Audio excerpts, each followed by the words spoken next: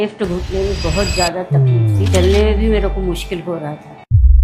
मैं अरुणा मुड़े जबलपुर से हूँ। 20-25 दिन में ही मेरा इतना दर्द बढ़ गया था। मैंने डॉक्टर नचिकेत पानसे से अनंत हॉस्पिटल में कंसल्ट किया और उन्होंने मुझे सजेशन दिया, स्टेप बाय स्टेप सजेशन दिया कि आपको क्या करना है। उन्होंने पहले एक्सरा निकाल के पूरा देखा, उसके बाद उन्होंने सजेशन दिया कि आप MRI करिए। MRI रिपोर्ट में मेरे को उसमें फॉल्ट आया। बाद में उन्होंने सजेशन दिया कि आपको ऑपरेशन करना ही पड़ेगा, जरूरी है। उसके बाद मैंने अपने घर वालों से कंसल्ट करने के बाद, पूरे टेस्ट होने के बाद डॉक्टर को अपना कंसल्ट दिया और फिर दिनांक 21 अगस्त 2025 को मेरा नी रिप्लेसमेंट हुआ और उसके बाद मेरे को सिर्फ थोड़ा सा रात में दर्द हुआ, उसके बाद आराम ही मिला। अभी मैं काफी कुछ फिट हूँ, वॉकर लेके चलने में समर्थ। मैं अनंत हॉस्पिटल के डॉक्टर नचिकेत पानसे जी का मन से धन्यवाद करना चाहती हूँ कि उन्होंने मेरा ऑपरेशन बहुत अच्छे ढंग से किया।